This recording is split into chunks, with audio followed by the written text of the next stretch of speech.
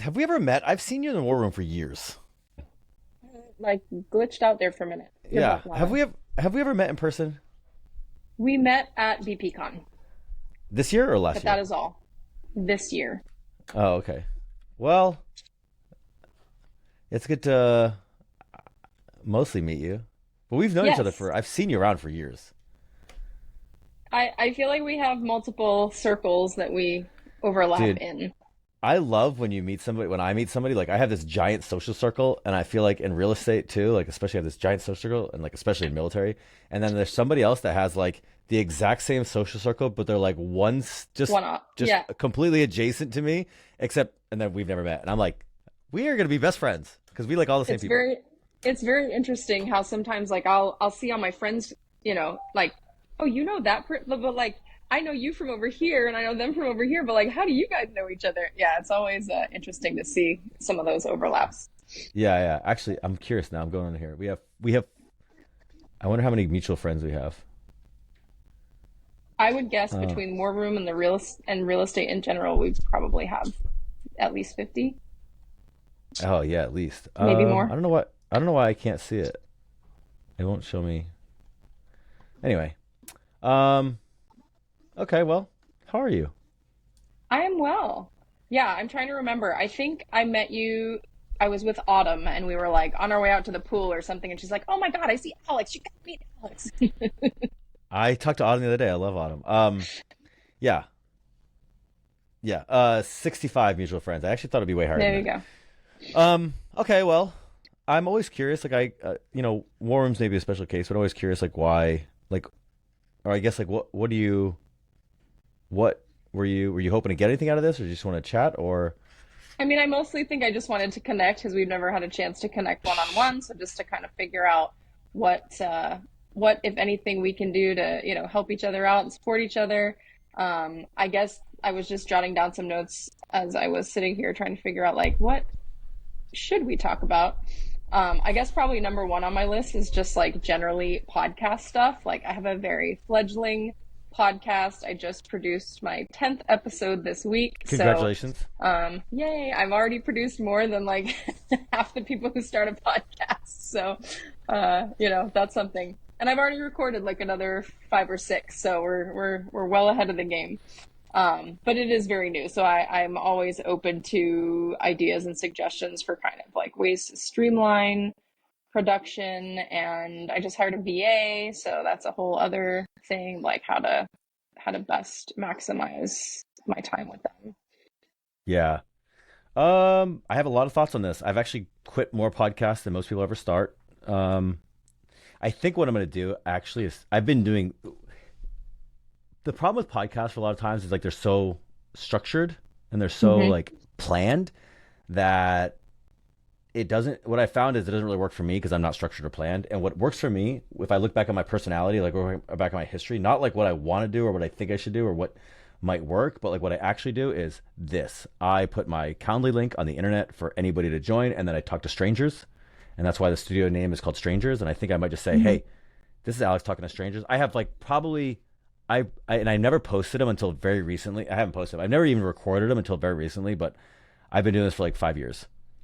And I say all that to say, if you can make something that you enjoy doing and you can take out the parts you don't like doing, then you will the keys as far as I can tell to podcasts, and I don't have a successful one, so just from the outside or from doing production for years, the keys are Hmm. you have to do it for a long time and you have to genuinely, truly, deeply enjoy it and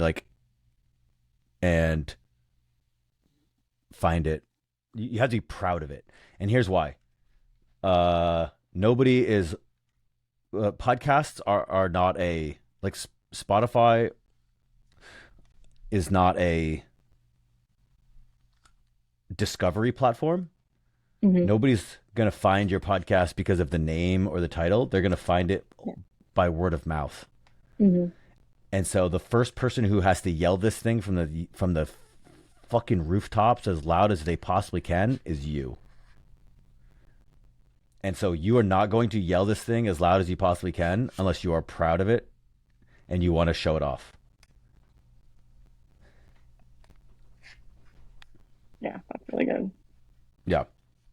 So, and there's like more to it, but like that sort of idea that if you're like, hey, I'm gonna yell this thing and I'm gonna yell it for the next 5 years, then it'll work. Hmm. Because most people quit. And when I mean most, I mean, and when I mean by most people quit, I mean like everybody. Like Hmm. I'm not much of a quitter, and I've quit 4 podcasts.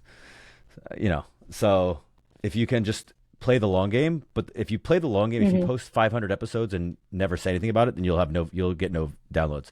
So you have to play the long game, and you have to yell it from the mountaintops. Like, hey, I'm doing a podcast about this, and I'm proud of it, and I'm excited, and I would maybe love you as a guest, or I'd love for you to listen, or I'd love to give me a review, and just like you Hmm. have to feed that machine, and then you'll get some people that listen and enjoy it, and then they will spread it around, and like it will get a momentum machine. But the first person who has to yell it is you, and you have to yell it loudest, and you have to yell it consistently. But those 2 things. I mean, there's more. There's a lot more, but Apparently, I'm going to be building blocks while I'm talking. dude, that's okay. This is real life. This is probably like a whole handful. She's like, I need this one. Go with this one. Oh, not like that. Okay, show me which one you want to go together. is this is I don't have kids, but this I assume this is like mom's paying attention to somebody else. How dare she? Basically, she was like quietly playing with blocks for like 30 minutes and didn't need me for anything. But now I'm at the computer. It's like, oh, I hear mom talking. There we go. Help me with something. It's Yeah, 100% like that. Always. yeah. I'm kind of that way. I can't. Nobody can have fun without me. Yeah, it's fun though. I mean, I try to remind myself like this is the whole reason why I got into real estate is so that like when things like this need to happen, I can be available and I can flex my schedule and be home with the kiddo. She had her tonsils out last Friday, so normally she's at daycare, but she's got to stay home for a week and kind of take it easy, low key. So lots of ice cream and that's pretty much it for a week. Um, but yeah, Poor so it's gal. fun. She came with me the other day. We went to tour a potential property that I might purchase, and she, just came and sat in the corner with her iPad while I walked around and took a bunch of pictures. And, I think that's part of the fun too, is being able to involve my kids in what I'm doing and what I'm learning, and they get exposed to that early on. So Yeah, hopefully they will embrace the idea of thinking about things a little bit differently as they grow forward in their own lives. it's funny. Yeah, immersion. It's the same for adults. Yeah, nice. Love that. Where do you where are you where are you buying property? So currently the properties that I am involved with are in Jacksonville, North Carolina. Oh, And then not where I am, I'm in San Antonio. I would like to buy some properties here in San Antonio, but just have not found any that work for me yet, so still looking. The property that I went to see the other day was here locally. It's actually a property that we'd like to convert into residential assisted living. so So popular right now. you may or may not know that my background is actually in healthcare management. So I was on the healthcare side of things for 20 plus years in the Navy before I retired. And so initially, when I got into real estate, I really wanted to focus and make sure that I had like a solid foundation of, what is commercial real estate and how does it work before I did anything to try to layer those two things on top of each other. But I did hear about RAL early on and was like, oh, that could be something interesting that maybe, a little further down the line, I can kind of come back around and layer that background of healthcare on top of the real estate and figure out, how can I get some synergy there. So I've been doing it for long enough now that I'm like, okay, I want to take another look at this and see if now is the right time to kind of start moving forward on that front. So time will tell if Yeah, if now is the right time. I love combining personal interests. It's such a like I call this my threat multiplier, my camera, because I'm like, Yeah. you know, it's a camera. You're like, okay, you can make money as a camera. I'm like, well, you can make money in real estate, but like I figured out how to ways make money by combining the two, and it's just Hmm. it's not that it's just who else can do that? You know, who else knows Right. Well, and that healthcare gets and to like, what's your unique ability, right? I yeah, read 10x is easier than 2x this past year, and that's been a big part of what this year has been for me is sort of that self-discovery of like, okay, I've shed my identity as Tracy the naval officer, like, who am I? And when I stop looking at it from that lens, like what are the unique skills that I bring where I can add value that nobody else can. And so, yeah, that's Yeah. what I'm trying to work towards. Yeah. Well, we all are, I think. It's hard because I'm always like, well, I don't know. Egos. Also, you get in it. You're like, oh, it's just a camera. It ain't no thing, right? It ain't a big deal. It's just a camera. And then you're like, dude, just not everybody does that. Not everybody knows healthcare, right? Or the military. Like Dave did such a good job of doing military plus real estate because Yes. there's just not that many other groups like that. Maybe I only know of two. I mean, there might be Yeah. more, but um, Same. I really only know of two that are like doing it on a large scale. yeah. So um, yeah, I love that. I don't know anything about residential assisted living, and I'm not moving towards that, but I do know some folks in San Antonio. I don't. I'm probably sure I know somebody that invests in Jacksonville, but not off the top of my head. But one of the things I'm doing right now actually is I'm building out a really robust CRM, Hmm. or I'm having one built out to me. And one of the ideas I have is I want to be able to plug in where everybody lives, Hmm. but then I want to be able to plug in where they invest. And then Hmm. I want to be able to, like, Yeah, every time because I it's talk not to always the somebody, same, right? it's more than not, it's not the same. So then I want to be able to, like, while I'm talking to you, I want to scrub and say who Hmm. lives in Jacksonville and be like, okay, let's spit out a list. Let's email these people and be like, hey, you guys need to know Tracy. And then, like, let's spit out another list that says here's all the people that invest in the secondary. Like, they live here, so here's people you can meet, and then here's the people you need to talk to about business, and be able to spit those out and do like some way to connect people. That's kind of where I'm Yeah, working out, just because that's my that's how I'm built. I'm just built to connect people. yeah. I would say networking is definitely a superpower of yours. I think I I aspire to be that kind of person as well because I feel like I do have a lot of different places where I know people that aren't always overlapping. And so if I can be that person, even just in with multifamily syndications, like I primarily established myself as a capital raiser. And part of why I love it is because I get to leverage my network, right? Like I find the people who are doing deals and I find the people who have money but don't have time to do deals. And it's like, how can I help bring those two worlds together? And it's that same sort of thing. It's like, who do I know that you could benefit from knowing and they could benefit from knowing you and, building that synergy from bringing people together. I love that. Relationship business. Yeah, I I'm working on the same. I'm working on that stuff right now. I just had a call with a buddy. He's like, hey, I got this deal and $10 million deal, but I need money, and I'm like, oh yeah, let's see, maybe I can help. Yeah. I know people. Maybe. Let's see who I know who knows people who who might be interested in investing where you are. Yeah. I mean that's what it's all about. Yeah. One day they told me, say, hey, real estate's a relationship business. I'm like, oh, then I'm gonna win it. You're like, I'm gonna win big time. Yeah. All I have to do is talk to people all day. I will talk to. I have, in fact, my entire days. These, especially lately, because I've been doing these, and I'm gonna do more of Hmm. these. Um, my entire days are just chatting people up um, and hopefully building out this CRM, and then trying to, like, put together opportunities. That sounds Yeah. awesome. That does sound like Yeah. a really fun day. Yeah, yeah, I love it. So I get a little glued to the computer, which you know isn't as fun. But a lot of my calls I can take and I just walk. But I like recording them. One day I think, you know, my hope is, I'm gonna make these public, and then it's not that I think many people will watch them as much as I like. There's a weird thing about podcasting or content. There's a weird thing that, like, even the people that don't consume your content, they see you as somebody who does that type of content, and that's like Hmm. that alone is powerful. So, for example, let me ask you, what's your podcast about?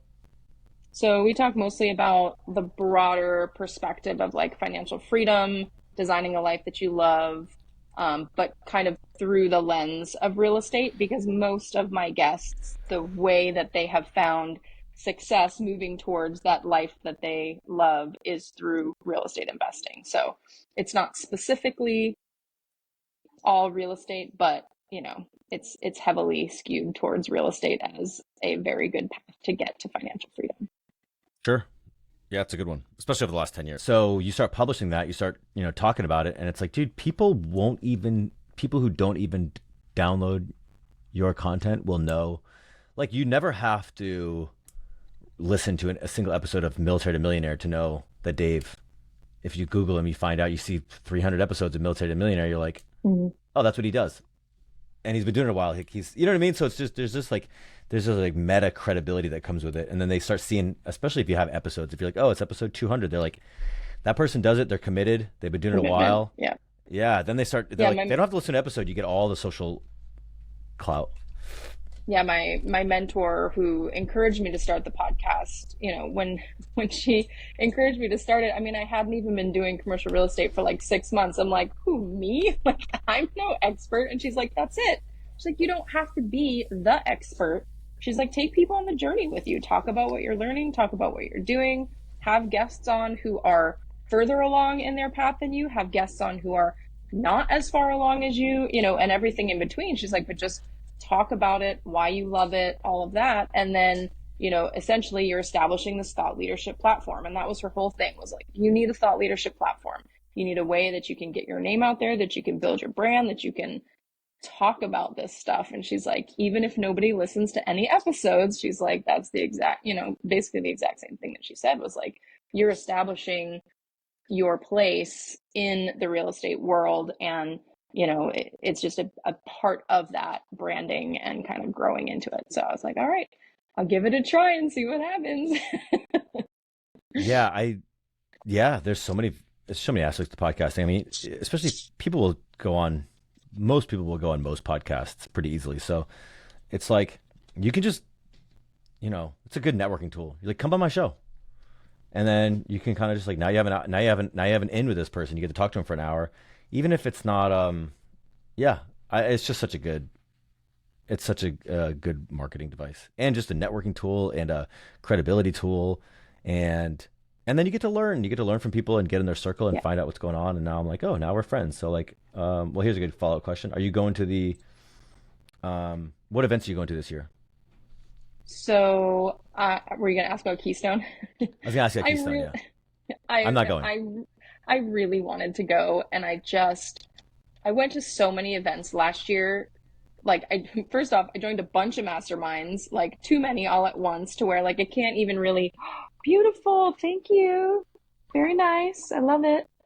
Um, I went to joined so many masterminds, and there were so many events. Like, I couldn't go to all the events for all the things. And I just felt like I was like in a million places and didn't have a lot of focus. So this year, I'm really trying to like dial it in a little bit. So I'm not trying to do 10 different things. Um, but because I did so much last year that like I really had to pick a handful of things this year. So as much as I wanted to go to Keystone, is the same weekend of another event that I had already committed to. So it just, the timing didn't work out. Um, Uh, but yeah, so I'm going to an event at the end of March, or I'm sorry, at the end of February. That is a quarterly event with one of the other masterminds that I'm in. I'm going to Costa Rica at the beginning of May for a women's only retreat. That's with GoBundance Women, so I'm super stoked about dude, you that. are well connected. And then we are going on a family Disney cruise this summer, and so those are like the next three big trips. So I'm pretty excited. You're tapped. Yeah, Yeah. yeah, But last year I was doing like three times as many events. It was like at least once a month, if not two. I was just like, okay, we're gonna dial it back this year. yeah. Yeah. I do a lot of events, and now I'm in a weird space where I'm like, I need to get paid for it. Because There you I'll go. bring my camera, and I'm like, I'll bring my camera or I'll speak. That's kind of what I'm trying Hmm. to get. That's not always the case, but like that's where I'd like to get to. But yeah, I, events. I hang out with Do you know Matt DeBoth?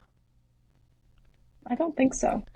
He's a he's an old war room guy. He's a Marine, and him and Okay. I are like we are like very similar human beings, and I love him to pieces. But like Sorry, we Matt ended up DeBoff. I'm listening. Yeah, Matt. So we end up going to these conferences together. I probably see him 2, 3 times a year, and all we do is drink, and I love it. But it's like 2 days of just we just drink, and how do I say it? It's like I told him today. I was like, "Hey, man, I'm hanging out with you. I've been hanging out with you for 4 years now. I love drinking and hanging out. I was like, but this relationship has no return on investment. I'm at this conference and I'm not meeting new people and I'm not doing any business with you. I was like, I'll sit here and drink, but during the year we have to generate a profit. That's the only way this would be worth it. So now I just hit him with that real hard. And I was like, I cannot do this with you. We have got to be profitable. We've got to be productive. So now I think we're gonna do some deals together this year. Um, but yeah, conferences definitely have that like as a downfall. Like if you're not there for business, if you're if you're just there for fun, it's like fun, and then after a while you're like, oh, I'm just wasting my time. So I think there's definitely like a little bit of a strategic balance you gotta hit. Yeah.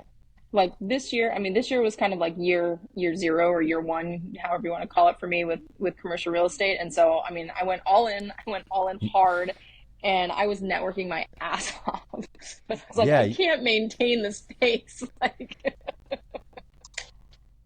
yeah. You did year one. You did Go Abundance and War Room and all those conferences. That's a lot. yeah, yeah. I joined two multifamily masterminds plus Go Abundance, and then Which War multifamily Room, masterminds? ADPI, Oh my seven God, you figure went, multifamily, and the Grant Cardone Real Estate Club. dude. You threw some money down. I did. I mean, in hindsight, like one of the two big ones would have been more than enough, but I didn't know what I didn't know, right? Like a year ago, I wasn't even in a mastermind. Like, what's a mastermind, you know? So it was like I Yeah. retired and I was like, okay, I'm going to do real estate. And then I went to an event that Bill Allen had hosted at his headquarters that was sort of like a spin-off of a free online thing that Grant Cardone had done, which I Uh huh. never would have been able to do when I was still on active duty because it was like a 5 day, like virtual training thing online. I had just retired. I didn't have anything to do. I was hanging out at home. So I was like, okay, cool. I'll go to this free 5 day seminar or whatever. And then Bill, in his brilliance, basically did like a spin-off event. So like Grants was all about business for 5 days. And then Bill was like, hey, I'm going to do another 2 day event that takes everything that you just learned from Grant, and I'm going to show you how to tailor it specifically to real estate. Okay. And I didn't have anything else going on, so I was like, hey, let's go to Nashville for the weekend. Like, this guy's hosting like a free event at his headquarters. Like, why not? So we went, and I mean, it was great because I got a chance to meet Bill, to see who were the type of people that he brings into his, sphere of influence. I got to meet several people that are part of his team, and like immediately in that room felt like these are my people. Like I belong here. Like I feel comfortable in this space. Like these are the type of people that I want to learn from. And Sure. so that made the decision to join seven figure multifamily really easy because I was like, okay, I know that this is a group that I want to learn from and that I want to be around. And Yeah. then sort of Jason on the and heels of that was the whole like also join the Grant Cardone thing, which in hindsight, wasn't necessary, but it's been a fun year yeah, anyway. that's Jason and Peely. They're part of the Yes. multifamily, right? Yeah. Yeah, Jason and Pili Urusi and Chad King are kind of like the three leads for the multifamily group. Obviously, with Bill Allen being involved as the overall head for seven figure. Gotcha. Yeah. Um, dude, I love the all in. That's great. Do that same thing with your podcast and it'll work. Like that same all in. And then it's just, Hmm. the hard part is just now you have to do it all in for a long time. But Yeah.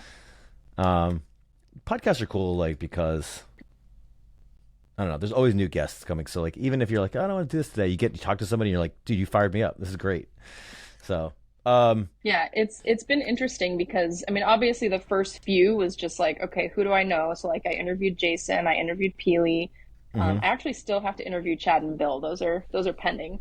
But like Adam Whitney was one of my very first guests. I'm I helping think Adam I signed. launch a podcast.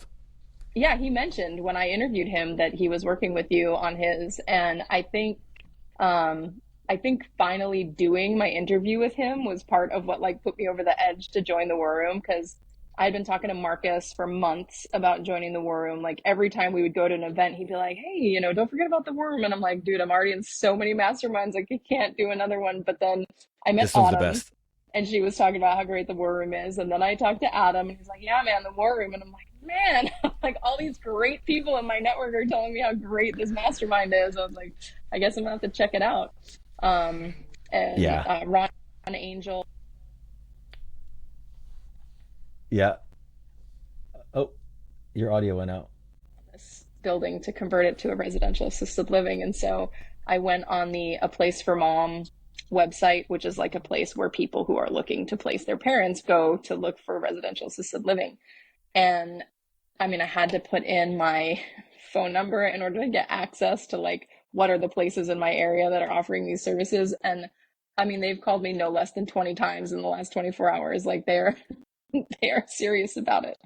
I'm like, I don't actually need to put my parents in a facility. I just needed to see what was going on in the network.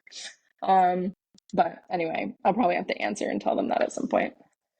Um, but yeah, masterminds, it's been an incredible year. I've met so many incredible people from, taking that step. And I think, one of the things Bill actually said at that very first thing that I went to was this idea of like, you can learn pretty much anything that you would want to know for free on the internet. He's like, you don't have to do this. He's like, but when you put yourself in a space where you're in a room with people who are already doing and interested in doing the same things that you are, with people who are taking it seriously, with people who are going all in, he's like, you're going to learn that information and be able to apply it so much faster. And the trajectory at which you can do what you want to do is going to be exponential compared to if you're sitting there just like looking up stuff on YouTube and trying to figure out how to do it all on your own.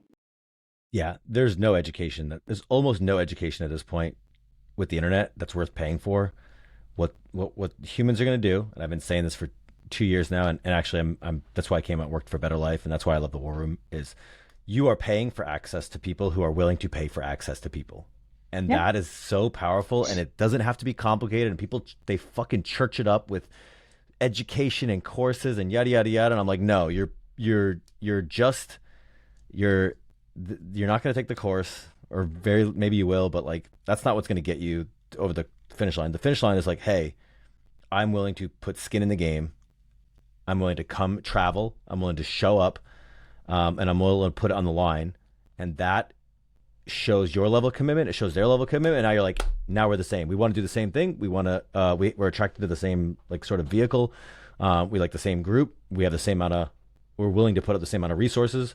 Yeah. We're willing to take the time, the sacrifice, like all those things. You're like, I just put a big barrier in front of you to make sure that you're my people, and you passed. And now, well, there's only 12 of us, so we might as well. We're going to do some business together, or There you go. Yeah. it could Whatever, be 300, it is, but yeah, I mean 300 out of, I don't know how many people are in 7-figure multifamily, but I assume it's what, is a couple hundred, maybe. it's probably, it might be close to 200. It's actually still a pretty small uh, Yeah, group, but which that's I love because I get one-on-one coaching. I get direct access to Jason, Peely, and Chad. Like we do small group accountability, very similar to like the I was going to call them pods, squads that we do in the squads. war room, pods and GoBundance, squads in the war room. It's like, but that idea of like it puts you in a place where you've got people who you can be vulnerable with, who are going to hold you accountable to do the things that you say are important, who are going to call you out on your BS, but who are also going to be there to support you when you need it. Well, it's I think it's really hard to find otherwise. yeah, well, and it's 200 people out of 350 million. Like it's real. You're like, these are the right 200. So I love that. Yeah. Hey, I gotta stop here. I got another call. Yeah. Dude, it's really good to meet you. Yeah. Likewise. I'm Uh, glad we got a chance to connect one on one without all the craziness of BPCon going on. yeah, well, I work BPCon, so it's always crazy for me. I'm trying to Yeah. be social and work. Let me know, reach text me or whatever. Let me know how I can help. Send me your podcast info. Would love to see it. Let me know if you have any questions. Text me, email me, whatever. Happy to help. Okay. Awesome. It was great to connect. Likewise, if Are there's you anything are, that I can do, are you going to BPCon this year? don't know yet. It's in We've only Mexico. planned out to July. So I'm like, if I can turn that into a family vacation, I'll be there. Otherwise, I'm Yeah. not sure. No sweat. No sweat. All All right. right, Tracy. Talk to you soon. Take care. Bye. Bye.